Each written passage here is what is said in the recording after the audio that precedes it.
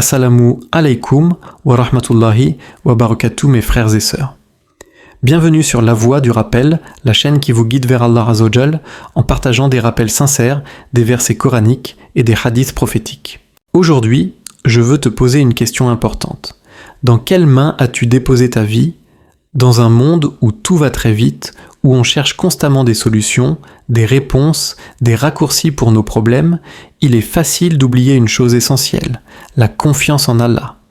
C'est la confiance qui fait toute la différence entre une vie pleine de doutes, de stress et de peur, et une vie illuminée par la paix, même au milieu de l'adversité.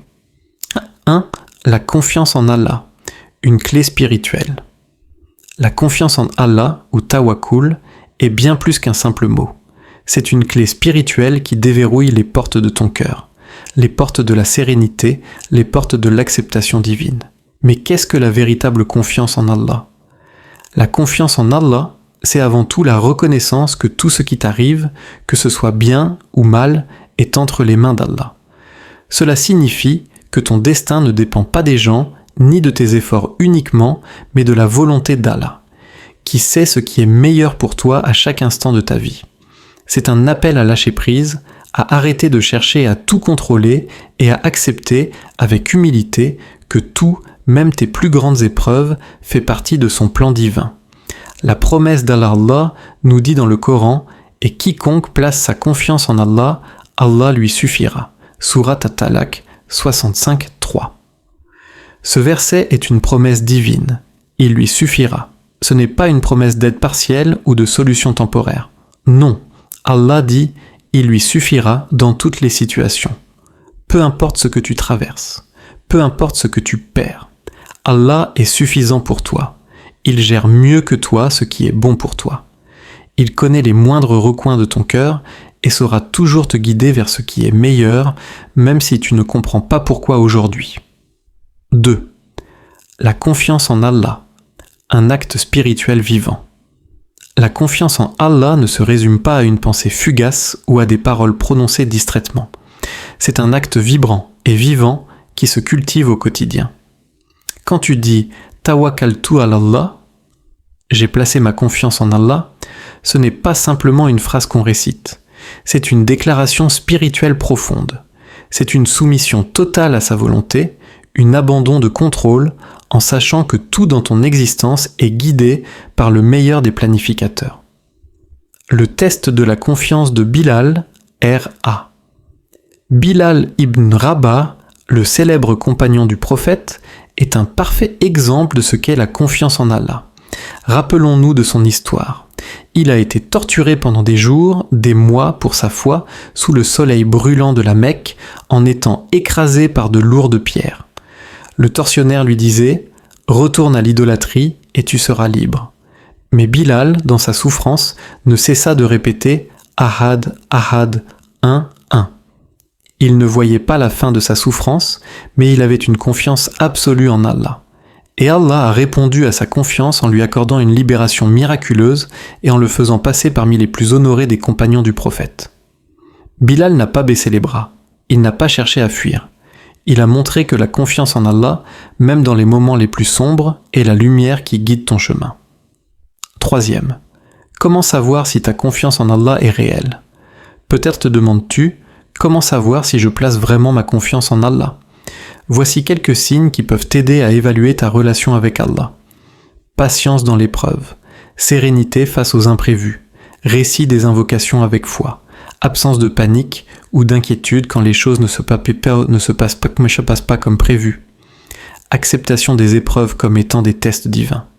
Quand une personne place sa confiance en Allah, elle ne se précipite pas pour chercher une solution humaine quand tout semble s'effondrer. Elle prie, attend et garde son cœur tourné vers Allah, sachant qu'il agira au moment parfait, même si ce moment n'est pas le sien. 4. La confiance en Allah transforme les épreuves en bénédictions. Lorsque tu mets ta confiance en Allah, même dans les moments difficiles, tu vois les épreuves sous un autre angle. Les difficultés deviennent des occasions de croissance spirituelle. Tu vois, si tu te retrouves confronté à une perte financière, un échec personnel ou une déception dans tes relations, Allah te donne une occasion d'être patient, de prier plus sincèrement, de renforcer ta foi. Allah dit « Ne fais pas de doute, Allah est proche de toi quand tu l'appelles, quand tu lui fais confiance. » Sourate Al-Baqarah 286. Frères, sœurs, maintenant que nous avons vu les bases de la confiance en Allah, voyons comment cette confiance peut transformer non seulement tes épreuves, mais aussi ton quotidien. Comment placer sa confiance en Allah dans chaque action, chaque épreuve. Parce qu'une fois que tu comprends que tout dans ta vie dépend de lui, ton cœur devient plus léger, plus serein, même en pleine tempête. La confiance en Allah, un acte de soumission totale. Lorsque nous parlons de la confiance en Allah, ce n'est pas une simple idée abstraite. Ce n'est pas un mot qu'on répète à tout moment sans en comprendre la profondeur. La confiance en Allah est bien plus que cela. C'est un acte de soumission totale, une dépôt de toute ta vie dans les mains de ton Créateur. Là, je ne parle pas d'un simple « je fais confiance à Allah » que l'on prononce par habitude. Non. Ce que je veux dire, c'est un engagement profond, un acte spirituel véritable qui se traduit par une acceptation consciente et sincère des volontés d'Allah, qu'elles soient douloureuses, gupityu ou faciles. 1. Le sens de la soumission à Allah. La soumission à Allah, ou Islam, ne se limite pas à accomplir des actes de culte. Elle va bien au-delà. Quand tu fais la soumission dans ta prière, tu fais plus que te prosterner. Tu te remets complètement à Allah. Tu admets qu'il est le seul qui peut t'offrir la paix, le bien-être et la protection. C'est pourquoi Allah nous dit dans le Coran « Soumettez-vous entièrement à Allah, c'est là que réside la véritable paix. » Sourate Al-Baqarah, verset 208. La soumission est un choix quotidien. Ce n'est pas facile de lâcher prise. Parfois, notre ego veut garder le contrôle, mais la vraie liberté vient avec la soumission à Allah. Cela signifie que tu reconnais qu'aucune décision, ni événement dans ta vie n'est hors du contrôle d'Allah. Et que tout ce qui se passe, même ce que tu considères comme négatif, est en réalité un bien pour toi, même si tu ne le vois pas immédiatement. Le prophète Ibrahim, A.G.C.S., est la soumission à Allah. Prenons l'exemple du prophète Ibrahim. L'histoire de son sacrifice est un exemple frappant de soumission totale à Allah. Imagine, il a été ordonné de sacrifier son fils Ismaël, l'être qu'il aimait le plus au monde. Que penses-tu qu'il a fait dans cette situation ? Il n'a pas douté, il n'a pas questionné. Ibrahim, A.S., a placé toute sa confiance en Allah.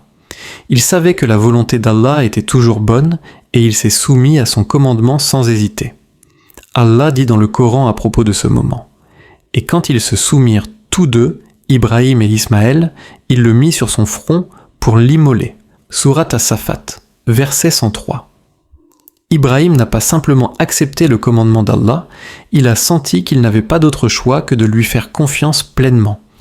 Et cette soumission complète à Allah a transformé ce qui semblait être un acte difficile en un acte de foi et de récompense.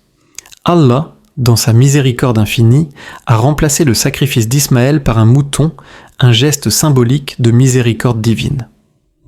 Deuxième, la confiance sans condition. Ya Allah, je me remets à toi. Placer ta confiance en Allah ne signifie pas seulement prier avec foi.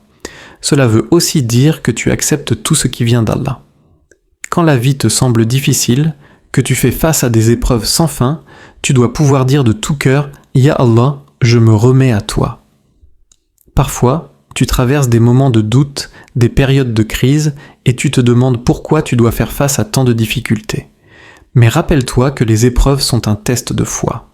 Dans un hadith authentique, le prophète a dit « Quand Allah aime quelqu'un, il le met à l'épreuve, et quiconque place sa confiance en Allah, il lui suffit. » La beauté de cette parole, c'est qu'elle nous rappelle que chaque difficulté que tu rencontres n'est pas un signe de négligence de la part d'Allah, mais une marque d'amour divin. C'est une manière pour Allah de purifier ton cœur, d'élever ton rang et de renforcer ta foi. Le prophète et la confiance en Allah dans la caverne. Lors de l'hégire, le prophète Muhammad et son compagnon Abu Bakr, Ghayr Kasra, se sont cachés dans la caverne de Thawr, poursuivis par les Quraysh, qui voulaient leur faire du mal. Abu Bakr, R.A., s'inquiétait. Les ennemis étaient en approche. Il voyait presque tout, mais le prophète lui dit avec une foi inébranlable « Ne t'inquiète pas, Allah est avec nous ». C'était le moment parfait pour avoir confiance en Allah. Ils n'avaient aucune issue apparente, aucun moyen de s'échapper. Mais leur confiance totale en Allah a changé le cours de l'histoire. Allah a protégé le prophète et Abu Bakr en envoyant des éléments divins invisibles, des araignées tissant leur toile à l'entrée de la caverne et des pigeons nidifiant juste devant. Troisième, la confiance, un acte quotidien. La confiance en Allah n'est pas un concept isolé. Elle doit être présente dans chaque aspect de ta vie quotidienne, dans chaque épreuve, grande ou petite. Tu peux la renforcer tous les jours en faisant des invocations sincères, cherchant refuge en Allah dans chaque difficulté, en ne cherchant pas à tout contrôler et en remettant les affaires difficiles entre les mains d'Allah. Cela n'implique pas de rester passif. Au contraire, cela t'incite à prendre des actions tout en ayant l'esprit tranquille. Nous avons vu jusqu'ici comment la confiance en Allah est essentielle, comment elle se vit au quotidien. Mais maintenant, tu te demandes peut-être comment la rendre plus forte. Comment la renforcer dans mes moments de doute, de peur ou de crise, renforcer sa confiance en Allah au quotidien. Maintenant que nous avons vu que la confiance en Allah est le fondement de notre foi, il est temps de mettre en pratique cette confiance. Mais comment la renforcer ? Comment la vivre pleinement chaque jour dans les bons comme dans les mauvais moments ? La confiance en Allah, tawakkul, est bien plus qu'une idée théorique. C'est une action quotidienne. C'est un chemin constant, un effort à faire chaque jour, chaque instant. La question n'est pas de savoir si tu as confiance en Allah, mais comment faire croître cette confiance chaque jour dans ta vie. 1. La confiance en Allah se renforce par le dhikr et la prière. La première manière de renforcer ta confiance en Allah est de répéter son nom à chaque occasion, de te souvenir de lui constamment. Le prophète a dit « Celui qui se souvient d'Allah, Allah se souviendra de lui ». Le dhikr, l'évocation d'Allah, est comme une oxygénation spirituelle pour l'âme. Plus tu fais dhikr, plus ta confiance en Allah grandit. Parce qu'à chaque invocation, tu rappelles à ton cœur que tout est sous le contrôle d'Allah et qu'il est plus grand que toutes tes préoccupations. Verset coranique, l'importance de se souvenir d'Allah. Allah nous dit dans le Coran, ceux qui croient et dont les cœurs se tranquillisent au rappel d'Allah. Car seul le rappel d'Allah tranquillise les cœurs. Surat Ar-Ra'd, verset 28. C'est dans le rappel constant d'Allah que ton cœur trouve la paix.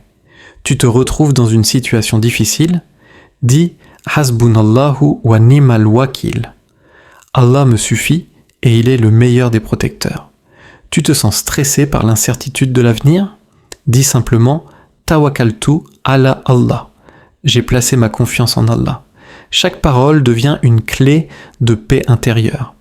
La vie de Umar ibn al-Khattab est la confiance dans l'épreuve. Regardons la vie de Umar ibn al-Khattab, le deuxième calife du prophète. Un jour, alors qu'il se trouvait dans une situation difficile, il reçut un message de son émir lui annonçant un problème grave dans l'armée. Il ne paniqua pas. Au contraire, il se tourna vers Allah et dit « Si Allah veut que nous réussissions, nous réussirons ». Même quand il était face à une immense responsabilité, il a mis sa confiance dans les mains d'Allah. Ce n'était pas par la force ou la ruse, mais par la certitude que tout était sous le contrôle divin. 2. La confiance en Allah est la prise de décision. Lorsque tu prends des décisions importantes dans ta vie, sache que la confiance en Allah ne signifie pas rester passif. Cela signifie agir avec foi, tout en remettant les résultats entre les mains d'Allah. Le prophète disait « Si vous placiez votre confiance en Allah comme il se doit, il vous nourrirait comme il nourrit les oiseaux. Ils partent affamés le matin et rentrent le soir pleins. » La confiance en Allah n'est pas une excuse pour l'inaction, mais plutôt pour une action pleine de foi. Il ne suffit pas de dire « Allah me suffit » et de ne rien faire. L'action doit être accompagnée d'une confiance absolue que, quelle que soit l'issue, Allah te guidera. Cela nous enseigne aussi qu'une foi vivante ne signifie pas seulement attendre que tout se passe bien, mais que tu prends chaque action en te remettant à Allah. Le voyage du prophète est l'exemple de la confiance dans l'épreuve. Le prophète et son compagnon Abu Bakr fuyaient Makka, poursuivis par les polythéistes. Ils se cachèrent dans une caverne et pendant un moment, les ennemis étaient à quelques pas de leur cachette. Abu Bakr était très inquiet, mais le prophète lui répondit avec calme « Ne t'inquiète pas, Allah est avec nous ». Dans ce moment critique, le prophète ne cherchait pas à tout contrôler par sa propre force, mais il se reposait totalement sur Allah. Et Allah leur envoya une protection miraculeuse, cachant leurs traces aux ennemis. Troisième, accepter l'invisible et l'inconnu. Pour renforcer ta confiance en Allah, il est aussi essentiel d'accepter l'invisible. Souvent, nous voulons des réponses immédiates et claires. Mais la foi vraie ne cherche pas toujours des réponses instantanées. Elle repose sur l'idée que ce que tu vois n'est qu'une partie de la réalité. Et peut-être que vous détestez quelque chose alors qu'elle est bonne pour vous. Sourate Al-Baqarah, verset 216. Tu traverses une difficulté aujourd'hui, mais tu ne sais pas quel bienfait Allah a en réserve pour toi. Tu vois peut-être un blocage, mais Allah voit un chemin plus grand pour toi. Accepter l'invisible te permet de vivre avec la certitude que chaque épreuve est un moyen pour toi de grandir. La confiance en Allah face à l'adversité et les épreuves. Il est facile de dire « je fais confiance en Allah » quand tout va bien. Mais qu'en est-il quand les épreuves frappent à ta porte ? Quand le poids des difficultés semble trop lourd, quand tu es pris dans une tempête qui te semble sans fin ? C'est dans ces moments-là que ta confiance en Allah devient un véritable test. Tu as peut-être perdu ton emploi, tu traverses une maladie, un de tes proches est malade, ou même tu fais face à un conflit familial. Il est facile de perdre espoir, il est facile de se sentir abandonné. Mes frères, sœurs, ce sont précisément ces moments de crise qui sont l'occasion de prouver ta foi. Premier, la confiance en Allah pendant les épreuves, un test de foi. Lorsqu'une épreuve arrive, que fais-tu ? Seigneur, nous vivons dans un monde où les difficultés sont omniprésentes. Les maladies, les pertes, les échecs peuvent sembler s'accumuler sans fin, mais sache une chose, Allah ne met jamais sur toi une charge que tu ne peux supporter. Comme il est dit dans le Coran, Allah n'impose à aucune âme une charge supérieure à sa capacité. Sourate Al-Baqarah, verset 286. Ce verset est un pilier fondamental de la foi. Peu importe la difficulté que tu traverses, tu es capable de la supporter et au-delà de cela, Allah te guidera à travers elle. Ce n'est pas une simple épreuve, mais un moyen pour toi de t'élever, d'obtenir une récompense divine et de renforcer ta relation avec Allah. L'histoire de la patience du prophète Ayoub. Prenons l'histoire du prophète Ayoub, un exemple marquant de confiance en Allah face à l'adversité. Le prophète Ayoub a tout perdu, sa famille, sa richesse, sa santé. Il a été affligé par une maladie qui a duré des années. Ses proches se sont éloignés de lui. Il est resté seul, abandonné. Mais pendant toute cette épreuve, il n'a jamais cessé de dire « Certes, ma souffrance est grande, mais Allah est plus grand encore. » Sourate Sad, verset 41. Ayoub n'a jamais perdu sa confiance en Allah. Même dans ses moments les plus sombres, il savait que la récompense d'Allah est plus grande que toute souffrance.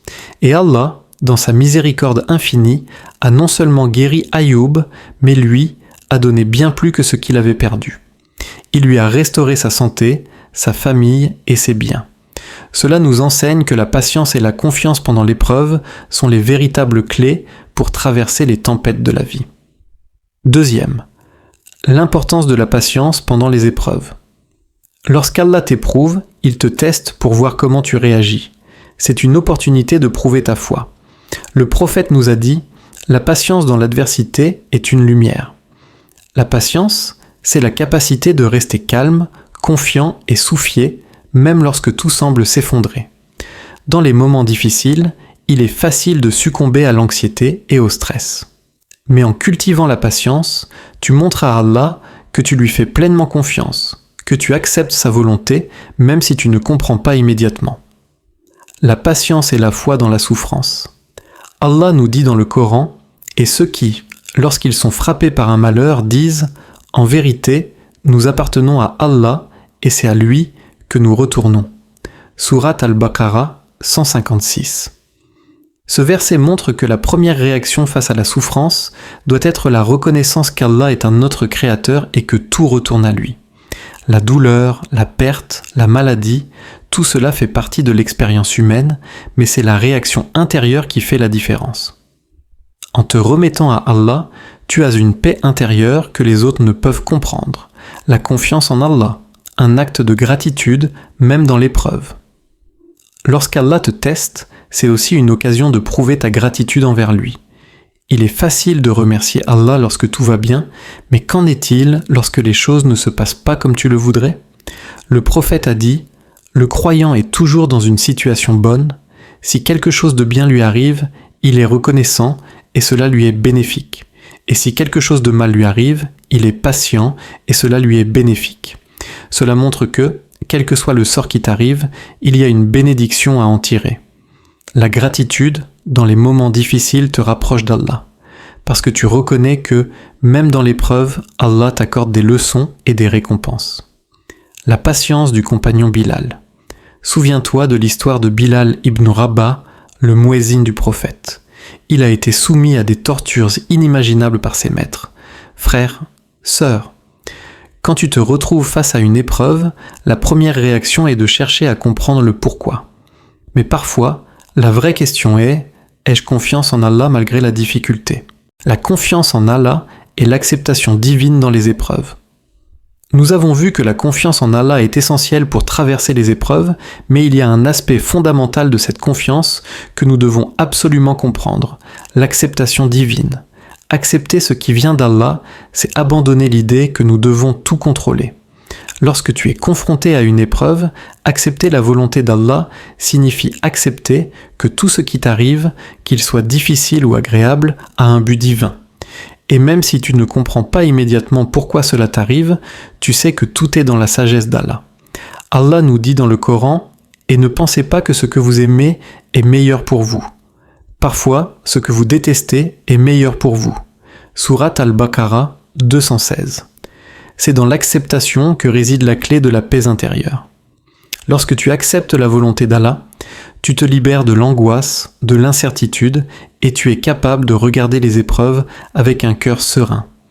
Allah sait ce qui est meilleur pour toi, même lorsque tu n'arrives pas à le comprendre. Et parfois, ce qui semble être une perte est en réalité une protection d'Allah. L'histoire de l'imam Ahmad ibn Hanbal. L'imam Ahmad ibn Hanbal, un des plus grands érudits de l'islam, a vécu une épreuve où il a été torturé et emprisonné à cause de ses croyances. Lors de son emprisonnement, l'imam se retrouva dans une situation de grande souffrance, sans espoir apparent de libération. Mais son courage et sa confiance en Allah ne faiblirent pas. Un jour, un homme vient le voir et lui dit « Ô imam, pourquoi Allah te laisse-t-il souffrir ainsi ?» L'imam répondit calmement « Ce qui m'arrive, c'est la volonté d'Allah, et je ne me rebelle pas contre sa volonté. Peut-être qu'Allah veut purifier mon cœur et m'enseigner quelque chose que je ne comprends pas encore. » Cet homme, frappé par la sagesse de l'imam, se rendit compte que l'acceptation de la volonté d'Allah ne signifiait pas la soumission à la douleur, mais la soumission à sa sagesse infinie. Premier, la foi qui se renforce dans l'acceptation. La véritable confiance en Allah ne réside pas seulement dans la demande, mais dans l'acceptation sincère de ce qui vient. Quand tu te soumets totalement à la volonté divine, tu acceptes que certaines choses échappent à ta compréhension. Allah a dit dans le Coran « Allah ne vous impose rien de plus que vous ne pouvez supporter » Sourate Al-Baqarah 286. Cette promesse d'Allah nous rappelle qu'il sait toujours ce qui est le mieux pour nous.